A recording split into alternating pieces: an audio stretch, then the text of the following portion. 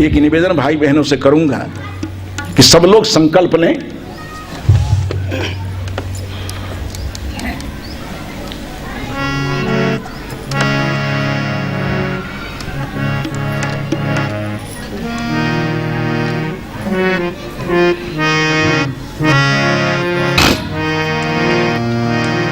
जो समझी दुर्गति का मूल कारण दुर्मति है, तो समझदारी है कि हम दुर्मति मुक्त जीवन जिए। लेकिन कुमति आती है कैसे? कुमति आती है कुसंग से, जो सारे दुखों का मूल कारण है, और सुमति आती है सुसंग से, जो सारे सुखों का मूल कारण है। जहां सुमति गोस्वामी तुलसी तहां संपत्ति नाना, और जहां कुमति तहां विपत्ति निधाना। सारे विपत्तियों का मूल कारण कुमति है। वो कुमति आती है कुसंग से। तो सब भाई बहनों को संकल्प लेना चाहिए, भूल कर कुसंग में जाया न कीजिए,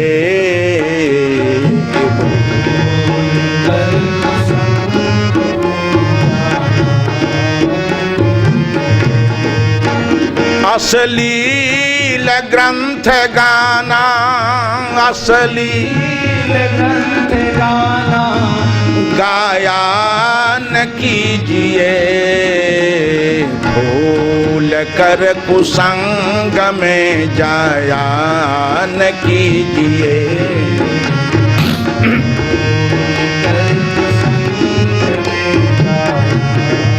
पहला संकल्प, बुद्धि धूमिल हो जाती मादक दुर्व्यसन से, बुद्धि धूमिल हो जाती मादक दुर्व्यसन से।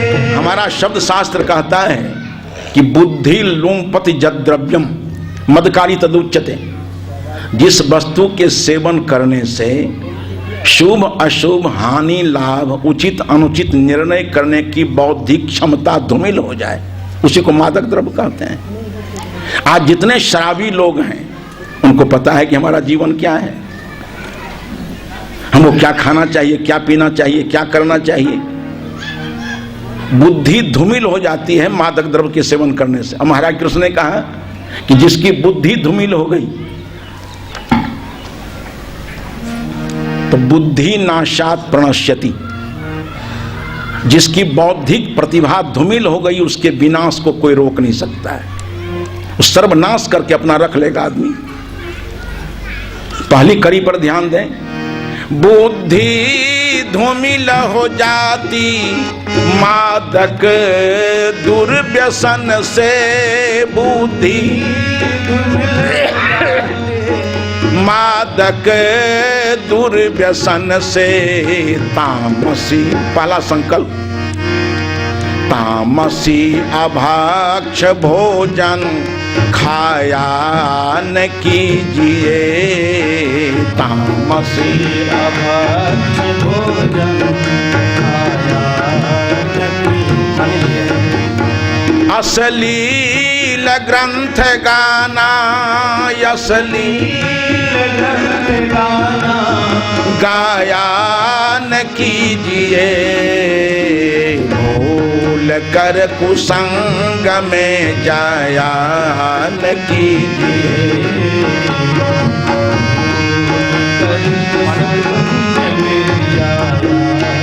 आगे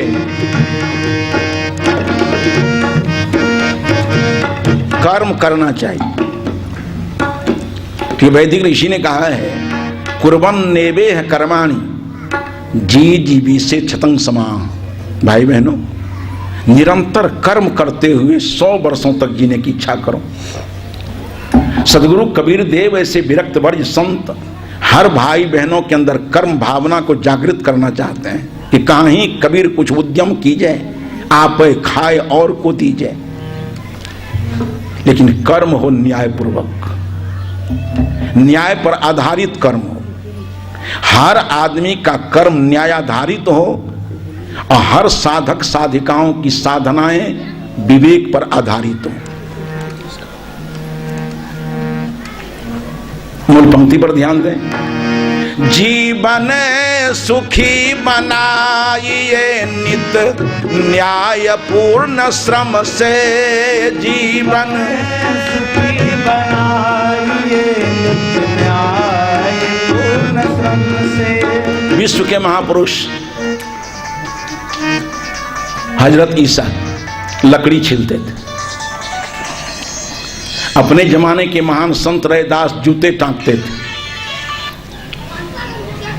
भगवान कृष्ण गौ चराते थे। खातमा नबी पैगंबर हजरत मोहम्मद बकरी चराते थे।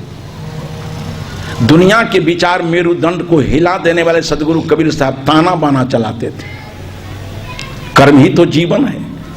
कर्म हमारे जीवन में जीवंतता की पहचान है। कर्म जहां नहीं है वो मुर्दा की पहचान है। कर्महीन आदमी जीता जीता मुर्दा है। शंकराचार्य ने कहा जीवन मृता कह जस्तु निरुद्यमो जह, जिसके पास कोई उद्यम नहीं वो जिंदा मरा हुआ आदमी है। इसलिए उद्यम तो करना चाहिए। कसौटी है न्याय पर। ये वेद ही नहीं कहते, उपनिषद नहीं कहती, संत परंपरा नहीं कहती।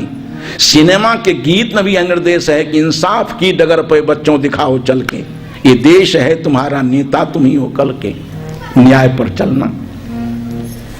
जीवन सुखी बनाइए नित न्याय पूर्ण श्रम से, जीवन सुखी बनाइए नित न्याय पूर्ण श्रम से। भैंस चराने चरवाहे गए हैं तो भैंस चराना बुरा है क्या? भगवान किस भैंस चरा रहे? गौ चरा रहे थे। लेकिन भैंस चराना बुरा नहीं है। गए भैंस चराने या किसी की फसल चरा दिए तो वो भी धर्म है क्या? आप अन्न बेचते हो, पैदा करते हो, अन्न बेचो। अभी कोई सुबह सुबह आए हैं, कहा कि साहब एक धान अभी तक नहीं बेचे। कल उसी चक्कर में पड़ गए 4-5 टेलर कैसे कैसे धान ले गए बेचने की। अब धान कमाए धान बेचो। ये संत महात्मा ज्ञानार्जन किया, ज्ञान बेच रहे हैं कि नहीं? कोई बलार्जन किया है, बल बेचता है कि नहीं प्रहरी के रूप में? उसी तरह से आप दूध पैदा करते हो, दूध बेचो। भैंस चराना बुरा नहीं है, भैंस लेकर दूसरे की फसल चरा देना अधर्म है। भैंस ने दूध दिया, ले जाओ उसको, कौन बाजार बगल में है, नगरी ले जाओ। अब दूध बेचना पाप नहीं है। दूध दिया 5 किलो भैंस ने और उसको लेकर चले नगरी, और रास्ते में मिल गया चापाकल और वहां बाल्टी रख करके होमच दिए, दूध हो गया 9 सेर। तो दूध धर्म है क्या? धर्म। भैंस चराना पाप नहीं है, दूसरे की फसल चरा देना पाप है। दूध बेचना पाप नहीं, लेकिन दूध में पानी मिला करके बेचना पाप है। इसलिए सब काम न्याय पर हो। धर्म के अनुसार एक लड़की का एक लड़का से संबंध हो गया। अब लड़का अपनी पत्नी में पत्नी भाव बरते, अब पत्नी अपने पति में पति का भाव बरते। लेकिन जिस निगाह से वो पत्नी अपना पति को देख रही है, उस निगाह से और पुरुष को देखे तो उस आंख में तेजाब रख ले तो अच्छा है। बदतमीज आंख रख करके क्या करोगे? जिस निगाह से पति पत्नी को देखता है, उस निगाह से दूसरी पत्नी को देखे तो अधर्म है। हजरत मोहम्मद ने कहा था कि औरत पराये मर्दों से, मर्द पराई औरतों से निगाहें बचा रखें। इतना बड़ा अनुशासन है कुरान की आदर्श शिक्षा में कि मर्द पराई औरतों से और औरत पराये मर्दों से निगाहें बचा कर रखें और अपनी अपनी शर्मगाहों की रक्षा करें। शर्मगाह कहते हैं गुप्त इंद्रिय। बहनें अपने साहस, धैर्य और लगन से, भाई लोग अपने धैर्य से, साहस से अपनी अपनी इंद्रियों पर नियंत्रण रखें। इंद्रियां आपकी बहक गई, संयम सीमा को पार कर गई तो आपके पतन को कोई रोक नहीं सकता है। तो न्यायपूर्वक सब काम हो। जीवन सुखी बनाइए नित न्याय पूर्ण श्रम से, जीवन सुखी बनाइए नित न्याय पूर्ण श्रम से। जीवन सुखी बनाइए नित न्याय पूर्ण श्रम से। खबरदार, तन धन सावधानी, तन धन किसी का देख के ललचाया न कीजिए, तन धन किसी का देख के। देखिए एक दोष आता है ना, अनेक उपद्रव पैदा करता है। एक लोभ है, इसलिए हमारे नीतिविद ने कहा है लोभा पापस्य कारणम, लोभ पाप का कारण है। मैं अपने क्षेत्र में चला जा रहा था, दीवार पर लिखा हुआ था बाप रे बाप। तो उन लोगों से पूछा कोई घटना यहां घट गई है क्या? कहा दीवाले पर घटना है, आगे न पढ़िए। हम केवल इतना पढ़ करके आश्चर्यित न हो गए कि बाप रे बाप, हमके कोई अन्याय हो गया है यहाँ, क्या आगे पढ़िए। तो दीवार पर ही लिखा हुआ था बाप रे बाप, आगे लोभ सब पाप का बाप, बाप रे बाप, लोभ सब पाप का बाप। एक लोभ हमारे जीवन में आ जाए, उसके दो दुष्परिणाम हमारे जीवन में आते हैं, ध्यान दीजिए। लोभ आएगा तो आर्थिक लोभ आएगा, दूसरे के धन पर कुदृष्टि। अब वही लोभ आया चारित्रिक लोभ बन करके तो दूसरे की मां बहन बेटी पर कुदृष्टि। आर्थिक लोभ और चारित्रिक लोभ, ये बड़े भयंकर दुष्परिणाम हमारे जीवन में लाने वाले हैं। इसे बड़े संभल करके जीवन सुखी बनाइए नित न्यायपूर्ण श्रम से, जीवन सुखी बनाइए नित न्यायपूर्ण श्रम से, तन धन किसी का देख के ललचाया न कीजिए, तन धन किसी का देख के। आगे ध्यान दें, अपने अपने जीवन की महिमा गरिमा पर ध्यान दें कि मानव जीवन क्या है। समग्र शास्त्रों ने कहा, मनीषियों ने कहा कि मानव जीवन कल्याण की भूमि है, मानव जीवन योग जीवन है। भोग जीवन तो और है, घोड़े बटेरे बैल बटेरे। मानव जीवन योग जीवन है, मानव जीवन सर्व कल्याण की भूमिका है। इसे गोस्वामी तुलसी ने कहा कि नरतन पाए विषय मन देही, पलट सुधाते सठ विसले ही। नरतन पाए विषय मन देही, मानव जीवन विषय भोग के लिए नहीं है, मानव योग के लिए है, साधना के लिए है, कल्याण के लिए है।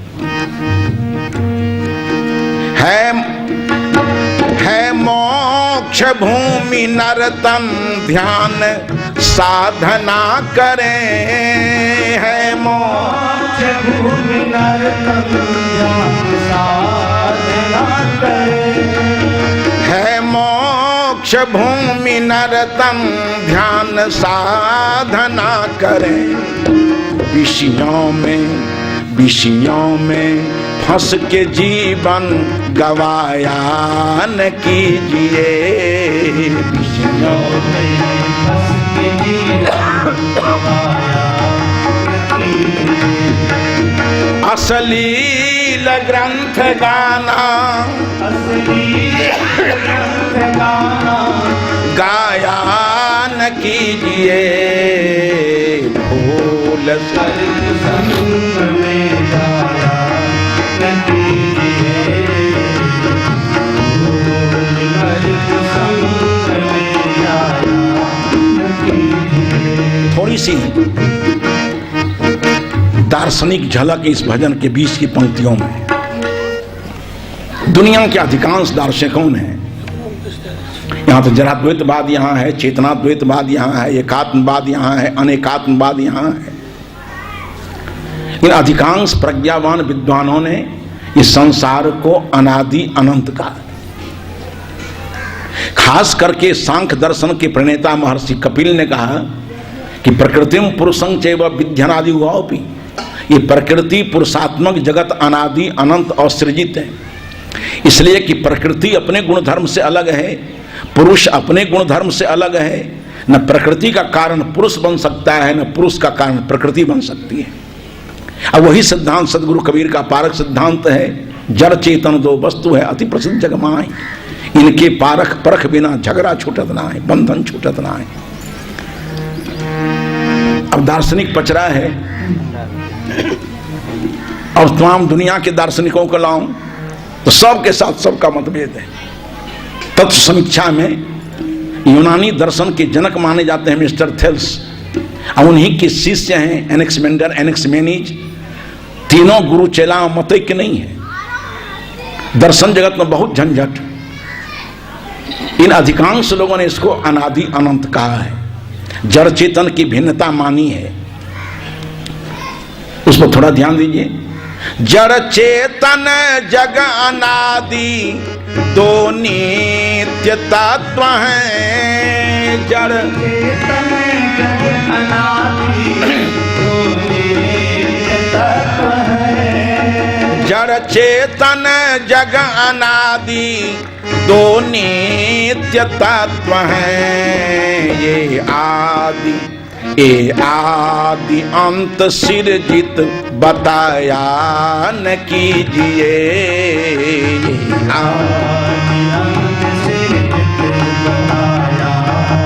अगली कड़ी हमारे भारतीय शास्त्रों में इस चेतन को अव्यय कहा गया है, अविनाशी कहा गया है, नित्य कहा गया है, सत्य कहा गया है। कहीं कहीं लोगों ने इसको अंश माना है, और उस अंश के प्रकरण को आदमी ठीक ढंग से समझता नहीं है। तुलसीदास जी की एक चौपाई लेकर के कि ईश्वर अंश जीव अविनाशी चेतन अमल सहज सुखराशि, एक चौपाई को लेकर के आदमी कपार खपाते रहता है एकदम, और उसकी पहली चौपाई को नहीं देखता है कि सुनहु तात यह अकथ कहानी, समझत बने न जात बखानी। ये अकथ कथा है, ईश्वर अंश जीव अविनाशी। कैसी भेद हुआ? सो माया बस भयो गोसाई। ये भेदवाद, ये अंशांशी भेद अज्ञान बस आया है, इसलिए अंत में फिर नहीं रह जाता है। सोहम अस्मित वृते खंडा दीप शिखा सोई परम प्रचंडा, ये भेदवाद समाप्त हो गया। वहां अज्ञान दशा में भेद की प्रतीति हुई, अज्ञान के प्रकाश में अभेद भाव आ गया कि जीव से शिव अलग नहीं है, आत्मा से परमात्मा अलग नहीं है। इस अनेकत्व में एकत्व का परिज्ञान कराना जो सदगुरु कबीर के दर्शन का मुख्य प्रयोजन रहा है, यह भी कबीर के दर्शन की अपनी विशेषता है कि अनेकत्व में एकत्व का परिज्ञान सदगुरु कबीर ने करा करके लोगों को झंझट को मिटा दिया। अभी वो समय नहीं है। ये चेतन अविनाशी है। चेतन अखंड आत्मा है, अंश परमात्मा का। अखंड आत्मा अब विचार कीजिए, परमात्मा का। अखंड का मतलब होता है नई समास है, न खंडा अखंडा, जिसका विभाग नहीं होता। जब आत्मा अखंड है और जब उसको अंश कहोगे तो उसकी अखंडता समाप्त हो जाएगी। पढ़ने लिखने वाले जानते हैं कि अव्यय वह शब्द शास्त्र है जिसमें विभक्तियां नहीं लगती हैं। अभी यहां वहां कभी तभी कोई विभक्ति नहीं, अव्यय है। एक रस जो शब्द रहता है उसी को अव्यय कहते हैं। तो आत्मा को आपने अव्यय कहा, आत्मा को आपने अविनाशी कहा, आत्मा को आपने अखंड कहा। जिस समय अंश कहोगे इसकी अखंडता तिरोहित हो जाएगी, अव्ययता समाप्त हो जाएगी, अविनाशीयता समाप्त हो जाएगी। चेतन अखंड आत्मा है, अंश परमात्मा का। चेतन आत्मा है, अंश परमात्मा का। ऐसी अयुक्त बातें समझाया न कीजिए। ऐसी अयुक्त बातें। अभी परिवार समाज में आई हुई विकृति, उस पर थोड़ा ध्यान दीजिए। मैं बार बार मंच से कहा करता हूं कि जंगमाता पितरो क्लेशं सहेते संभवे नृणाम। एक पुत्र को जन्म देने, पालने, पोसने, विद्वान चरित्रवान बनाने में क्या लागत लगती है, आप लोग अनुभवी हो कि नहीं? हम तो साहित्यिक हैं, साहित्य की भाषा में बोलते हैं। अनुभव आप लोगों के पास है। यहां तो गोस्वामी तुलसी की पंक्ति की बांझ के जाने पर सबके पीरा।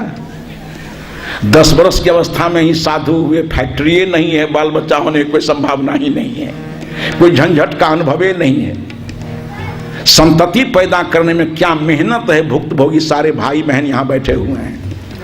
मनु ने कहा कि जंग माता पितरो क्लेशं सहते समवेन्द्र नाम न तस्य निष्कृति सख्या कृतम वर्षते। बड़ी कृतज्ञता समाज में आ गई है। 100 वर्षों तक वह पुत्र माता पिता की सेवा करे, उद्धार नहीं पा सकता है। एक माता पिता की अवज्ञा करने वाला लड़का, जिसकी शिकायत दुनिया के महान दार्शनिक कन्फ्यूशियस के पास चली गई। एक दिन सड़क से झूमते हुए कन्फ्यूशियस आ रहे हैं, वो माता पिता की अवज्ञा करने वाला लड़का टकरा गया उनसे।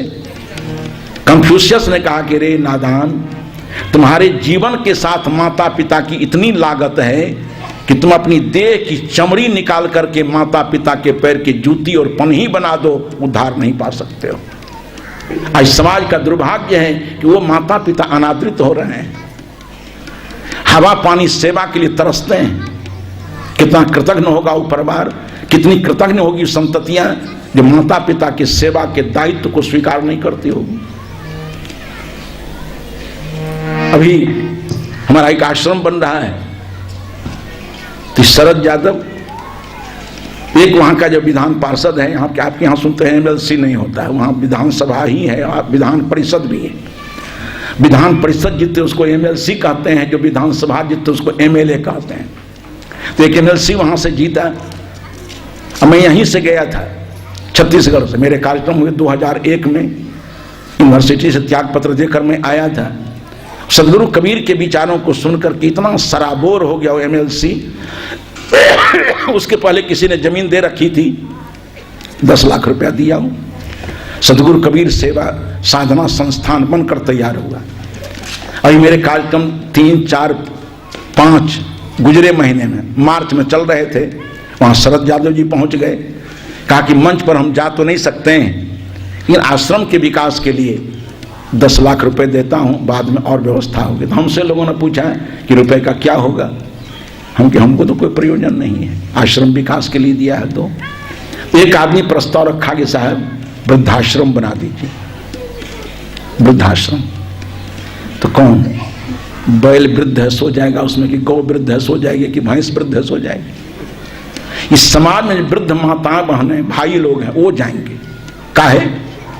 आज परिवार में कृतज्ञता आई है कि माता पिता वृद्ध हो जाने पर उसकी पूछ कम हो जाती है।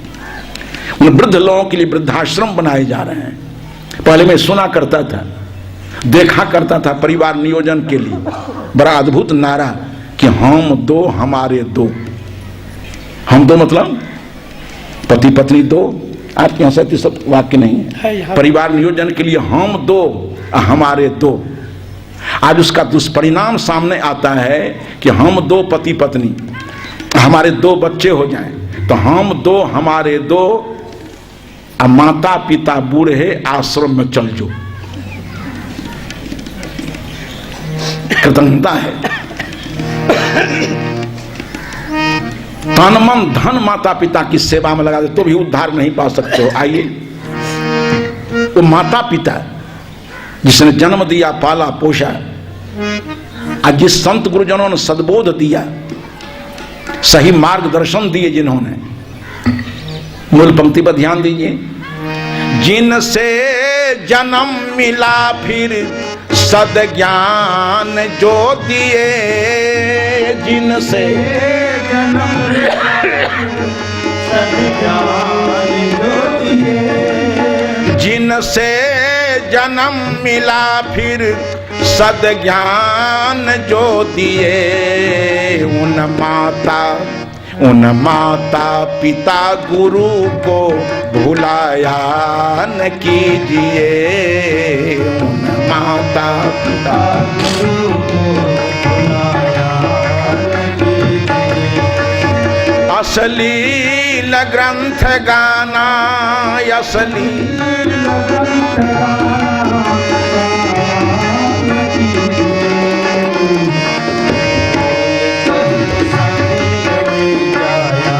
भजन की एक एक कड़ी हमें कर्तव्य बोध दे रही है। जिस देश की धरती पर जन्म लिए हैं,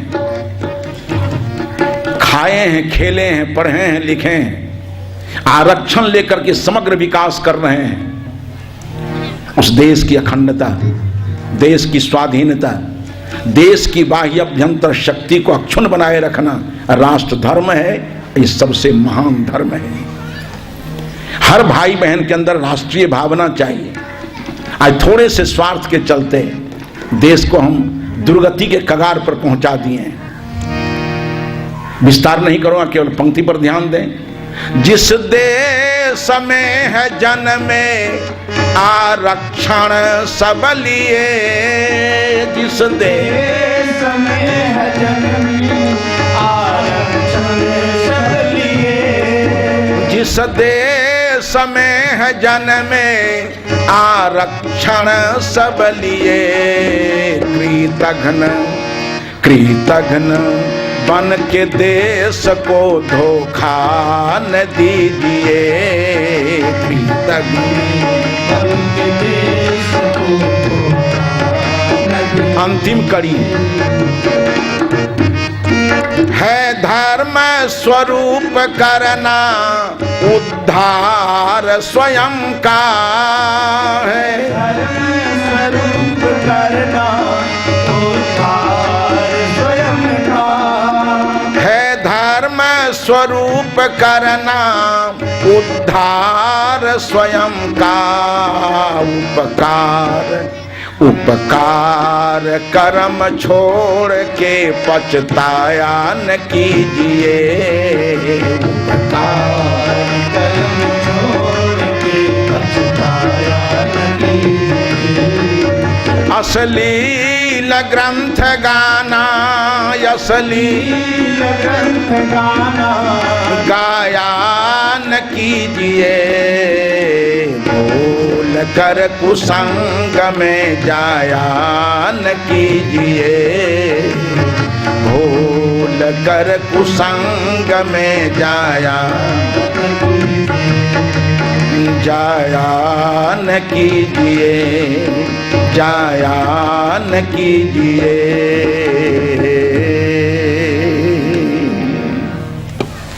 भाइयों, लाचारी देख रहे हैं। कर्ण चिकित्सक ने कहा था कि आप बोलिए नहीं, अगर बोलते हैं थोड़ा थोड़ा पानी पीते रहिए बीच में। बहुत बहुत धन्यवाद योग पुरुष स्वामी रामदेव जी के लिए है, जो उनके प्राणायाम का आश्रय मैंने लिया है। अब प्राणायाम जब उज्जाई करने लगा तो आज कम से कम माइक पर बोल लेता हूँ, कुछ भजन भी गा लेता हूँ। प्राणायाम का